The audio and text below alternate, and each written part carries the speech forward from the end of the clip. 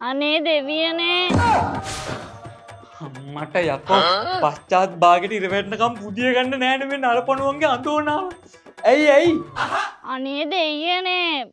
මගේ BF romantic කරලා දෙන්නකෝ. කෑවද බිව්වද කියලාවත් හොයලා බලන්නේ නැහැ. මේකද මේ ආදරේ මීර කියන්නේ. හරි. ඉල්ලිමිටුවේ. ටටා බයි. අනේ දෙයියනේ.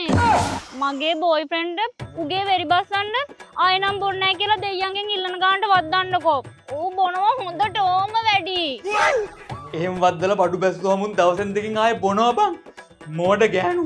මේකද මේ ආදරේ මීර කියන්නේ. හරි. ඒ ඉල්ලීමත් හිටුවේ.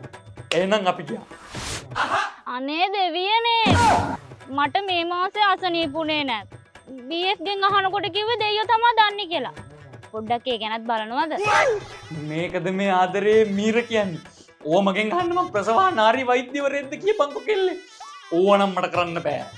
අනේ දෙයියනේ. එහෙම කරන එක හරි නෑනේ.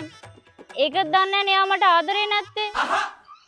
නැත්තම් එයාට වෙන ගෑනු ඉන්නවත් දන්නේ නැහැ. අනේ එයාට මාව විතරක් ලස්සන පේන්න අනිත් ගෑනු කැත කරලා දෙන්නකෝ. කැත කරනවා මන් දැන් උඹේ ඔළුව උඩ. අනේ මට යන්න දීපන්. දේවදූතියෙක් මං එනකම් බලන් ඉන්නවා. අනේ දෙයියනේ. ගෑනු සේරම කැත කරන්න අමාරු ඇති. ගොඩක් ඉන්නවනේ. මට තේරෙනවා.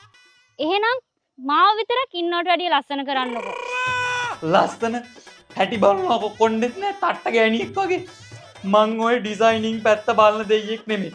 වෙන දෙයකට කතා කරගන්නවා. මං යනවා යන්න.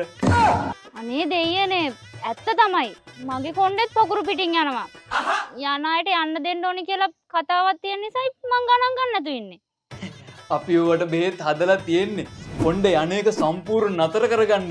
කොණ්ඩේ ඇත්ති තරම් දිගට වවා ගන්න. හිස්ටරි කෙස් පැහැෙන ප්‍රශ්න සේරටම දෙයියෝ දුන්නු බෙහෙත. සායු හෙයා ඔයිල්. මටත් ඕනේ. ගන්න ඕනේ නේන්න. පාරම්පරික වට්ටෝරුවකට අනුව හොඳ සුවඳක් එක්ක ඉහළම තත්ත්වයේ ස්වභාවික අමුද්‍රව්‍ය දාලා මේක හදන්නේ. දාපු අය මේකට මැජික් ඔයිල් එක කියලායි කියන්නේ. අනුකරණ වලට රැවටෙන්නේ නැතුව මෙන්ෂන් කරලා තියෙන පේජ් එකටම ගිහින් හෝ සායුල්ගේ වෙබ් එකට ගිහින් හෝ මෙන්න මේ WhatsApp නම්බරයට මැසේජ් එකක් දාලා දැම්ම ඕඩර් කරගන්න. දැන් නැටත් කියන්න. අනේ thank you දෙයියෝ. බයි.